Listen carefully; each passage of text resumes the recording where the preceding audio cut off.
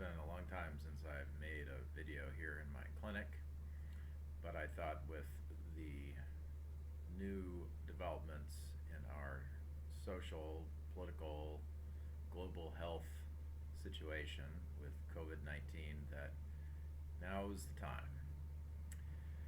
So there's three things I wanted to talk to you about, and I'll try to keep it brief. The first is that after giving it quite a bit of thought, I've decided to keep my clinic open.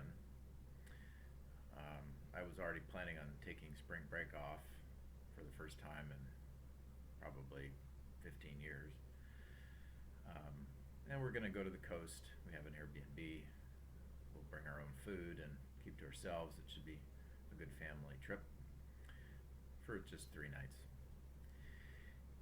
And I'll be back in the office at the beginning or the end of March. But my kids have all of April off of school at this point. Who knows if they'll even go back to school ever again. At least not the way that we experienced it before. We will see what happens. The reason why I decided to keep the clinic open is because, well, two things. One, we have a very low volume practice here. We see, probably between all of us here, something like at the most 10 people a day, and generally people are not in the lobby at the same time. And we have upped our already regular cleaning routine to disinfect all of the door handles and knobs and chairs and such between clients on a regular basis, and using fresh linens and so forth. So risk of contact exposure is essentially negligible. And also have, I keep the air fresh. I use some different methods to do that.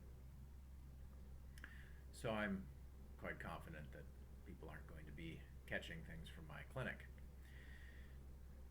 The other reason why I decided to keep the clinic open is because I feel that I am a medical practitioner.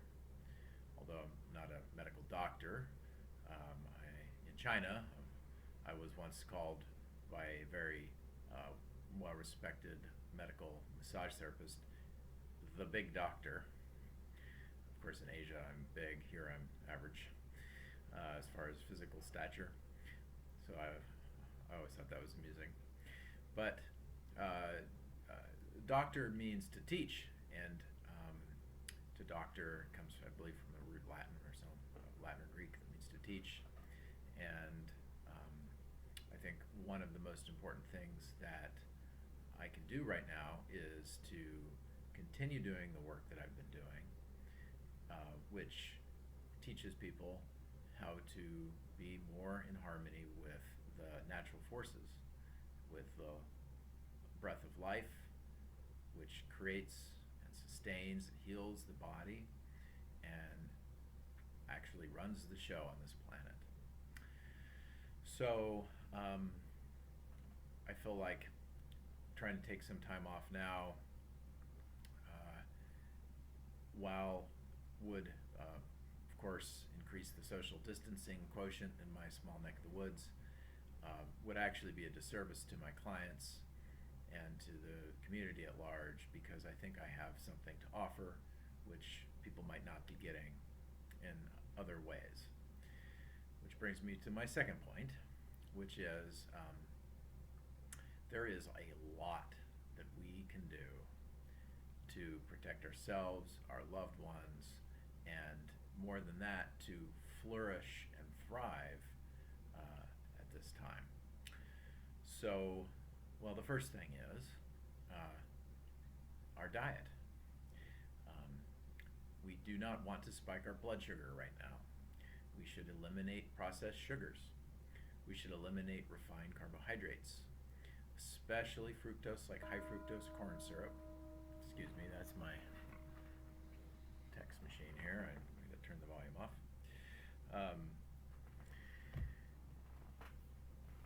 In sodas, and other kinds of refined foods. So now is the time to spend the extra time you have learning how to cook really healthy meals for your family and for yourself. And so avoiding sugars is one.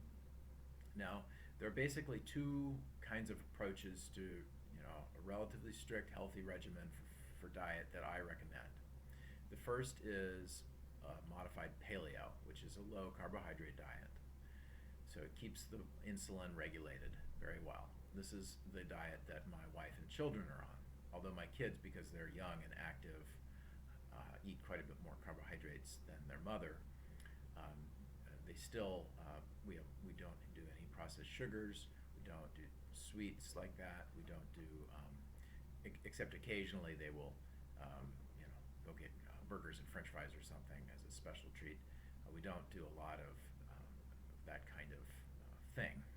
So they eat rice, and if you're an adult, the amount of rice that you should have during a day is what fits in the palm of your hand. Cooked rice, not dry. So cooked rice, what is in the palm of your hand is about how much you should eat in a day. Now, if you don't want rice, if you want to do a potato, well, that's about a baked potato, russet potato, or that size. Or sweet potato is good, or tapioca, or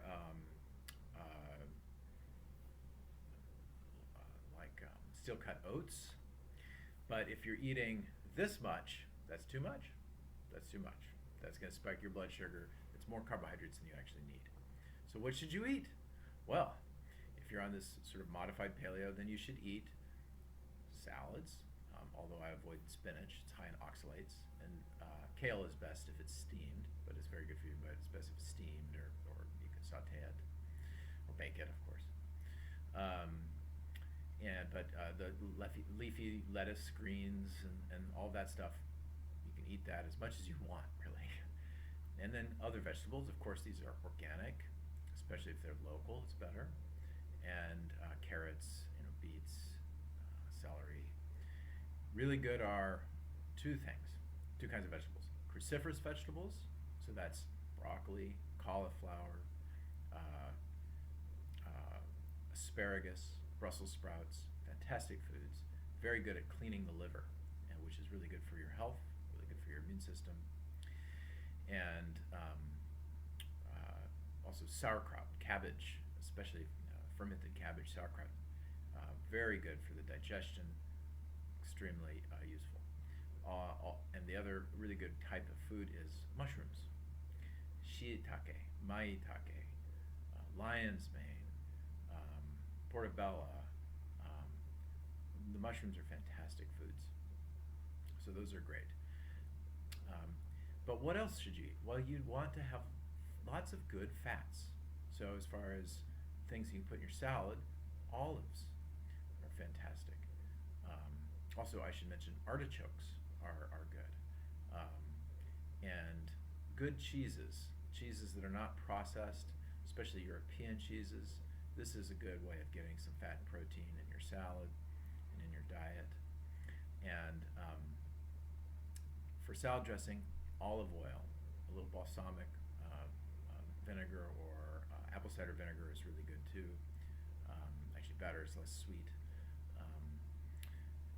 You can make your own salad dressing with good mayonnaise that has like avocado oil and organic eggs, and you can buy that, or you can make your own and make a ranch dressing. But if you want to sweeten it, use stevia or xylitol, not sugar. And avoid a little bit of honey is okay on the modified paleo, but it's best to save that for your treats. So for your sweetening things, if you can use xylitol or stevia, if you can tolerate those, that's better.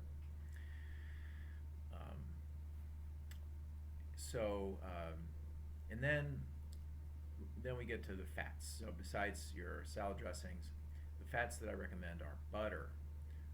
I said avocado oil, olive oil.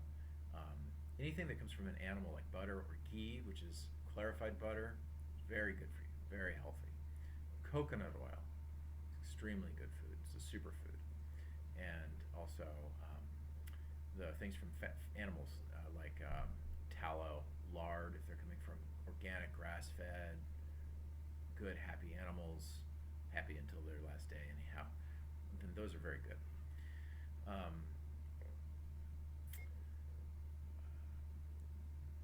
Peanut oil, if it was organic, but it's probably impossible to find at this point. Moving on. Eggs, farm fresh, organic, pasture-raised eggs, absolute staple in our house. I try to eat at least 2, if not 4 eggs a day. Very good. Very good food. Lots of good vitamins. Everything except vitamin C in eggs. And they will not spike your cholesterol. You don't need to worry about that. That's a separate subject, but super healthy. And finally, you need protein. You need meat. It is possible to be a healthy vegetarian, but it's more difficult, and as much as you can, try to incorporate good meats. So salmon, sardines, shellfish, grass-fed, grass-finished beef, pasture-raised, organic-fed chicken, pork-fed, if you can find them, hazelnuts and acorns. Really good fed pork, great food. Bacon from that kind of a pig too is extremely good. And by the way, you can save the bacon grease and use that to cook your eggs with. Actually, I think that's delicious. That's perfectly healthy. Those are the kinds of foods, and then all the spices you want, all kinds of spicing you can do. So learn to cook healthy food for your family. The second kind of diet would be a ketogenic diet, which is a little more sophisticated. If you want to learn more about ketogenic diets, an easy resource and a very well educated resource is Dr. Eric Berg. I'm not getting paid to promote his YouTube channel, but he has good information on YouTube. Dr. Eric Berg about the ketogenic diet. That's what I'm on. It's more strict. It also is a lower inflammation diet. I haven't hardly had a cold or a flu or anything since I've been on strict keto. My immune system is a tank. So this is why we want to eat healthy. This is one of the things that will really contribute to a strong immune system is a good diet. It's absolutely essential. The second thing is to get good sleep. So try to turn off your screens before you go to bed, at least 1 hour before. 2 if possible. Read out in the living room. Turn on a light, an old style, what do they call it? Not a fluorescent light, but the old kind of incandescent light. And read then without the screen in your eyes, looking at a page, or meditate, or just sit and talk or play music with your loved ones, and go to bed early. Go to bed when you're tired. Don't wait. And get plenty of sleep, as much as you can, as much as your body wants. And take naps. If you eat lunch, after lunch is a great time to take a nap. Between 2 and 3 p.m., there's actually a natural lull in the circadian rhythm. It's a perfect time to take a nap. And it's actually very healthy for your system. And this brings me to the third part, which is that you want to regulate your nervous system. And so meditation, reading spiritual literature or any literature that inspires you, that connects you with humanity, that connects you with your heart, is a fantastic way to regulate your nervous system. Music, being with loved ones, taking walks outside, and this brings me to the fourth thing, exercise. So exercise is essential for a healthy immune system. If you have more time in your hands now, if you've gotten laid off or you're working from home and you can set your own schedule, wonderful. The weather's been great. Go outside, go for a hike, take a walk, drive to the coast, go spend some time on the beach, be outside. This is wonderful for your immune system and your nervous system. We're getting towards when we can start going up higher into the mountains here in Oregon, and we can get up to these rivers and creeks and waterfalls, which also are fantastic ways of promoting detoxification of the body, just like the ocean, because they're high in negative ions. So they help to recharge the electromagnetic structures of the body. One of the things that we now know with the new biology is that we are primarily energy beings that use coherent water molecules to structure cellular matrices in order to run our electrical and biophoton being in the world of matter, in the world of a walking, moving being. But we are energy beings. And so we want to get away from our Wi-Fi, get away from our 5G cell towers, get away from the pollution of our electromagnetic environment, back to nature, reset our electromagnetic field, reset our light body every day, every day. So I've been teaching Qigong and Tai Chi out in the park. We were inside, but we're no longer allowed to use that space during this time. And you know what? I'm glad, because outside we get exposed to the energy of the sky, the energy of the earth, the sun, the fresh air. It's fantastic for us. And so I'm really enjoying that time outside with my friends practicing. And it's really good for all of our health. So those are the 4 things you can do for your immune system. Your diet, clean it up. No sugar, low inflammation. Don't spike the blood sugar, don't spike your insulin. That will help your immune system tremendously, as well as everything else. All of your body will help. It will thank you for that. Get plenty of sleep. Get lots of rest. This is a time to rest. Regulate your nervous system. Do things that nourish your heart. Do things that cultivate your curiosity and that keep you engaged in a healthy way with the people around you, your loved ones. Music is fantastic at this time. Of course, meditation. And go outside, exercise, move your body. Now is the time. Walking is a fantastic exercise. Take your time. You don't have to move fast.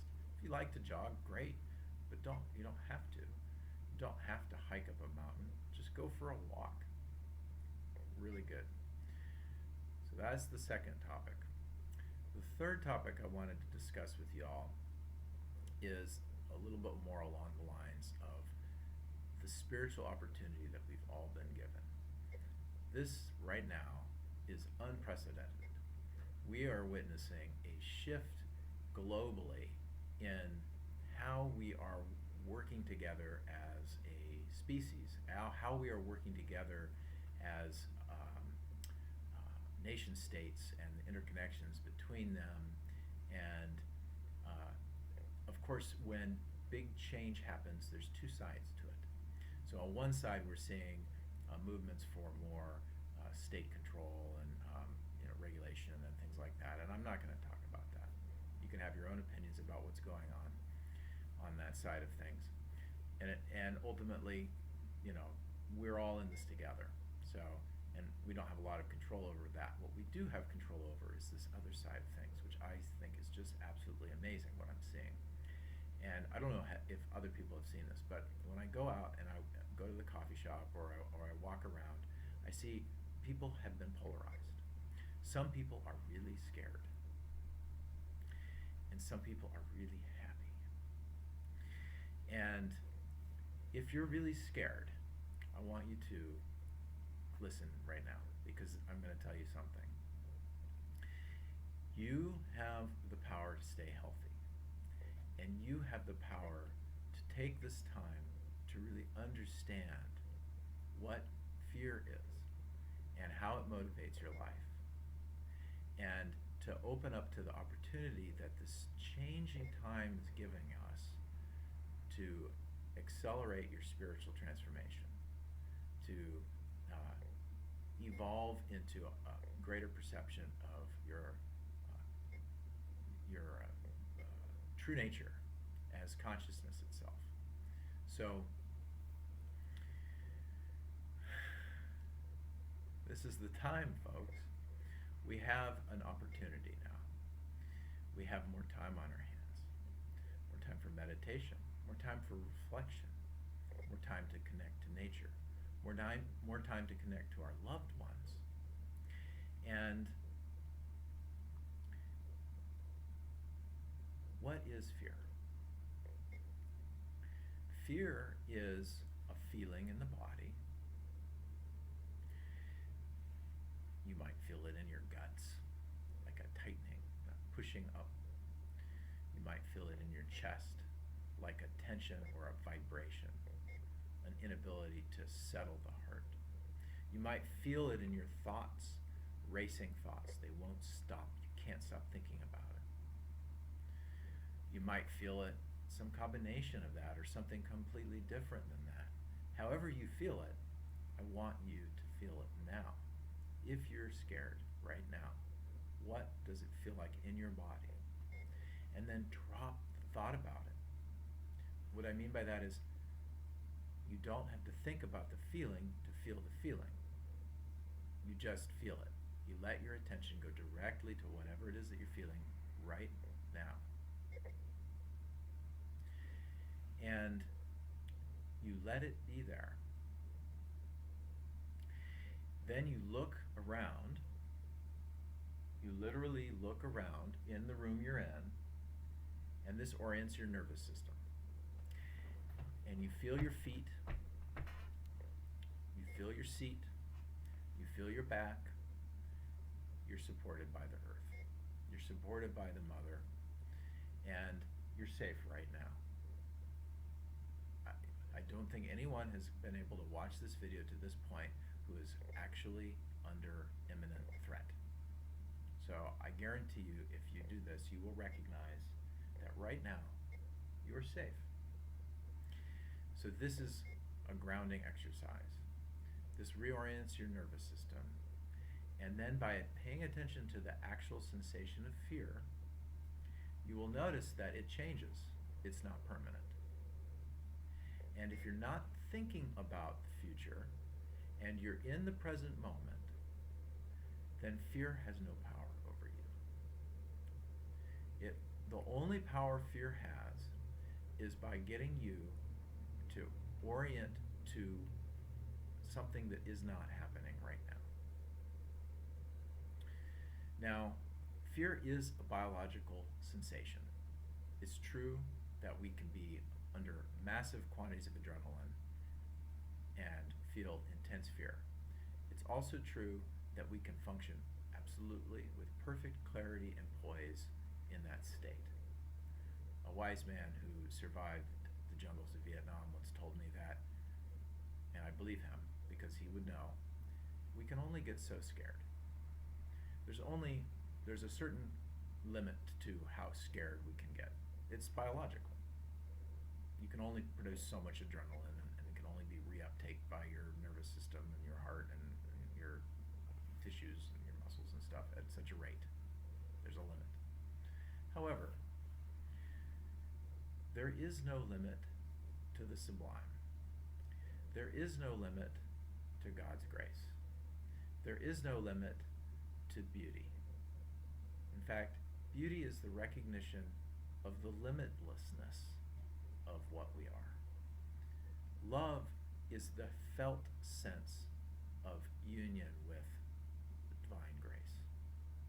And right now, you have the opportunity to actually unite with that infinity, unite with that limitlessness. Even if your body is scared, even if you have thoughts that are trying to take you away from this present moment, that's fine too. That's to be expected. This is why we cultivate attention through meditation, through these kinds of practices. And right now is a fantastic opportunity to do this. So I invite you all to, if you want, you can just rewind and watch the practice again, to come into your body, feel what you're feeling, or into the present moment, and remember that no matter what happens, life goes on, and more likely than not, you are safe right now. If you follow the advice I gave you earlier in this video, you will protect yourself and your loved ones, and everything is going to be okay. Peace be with you.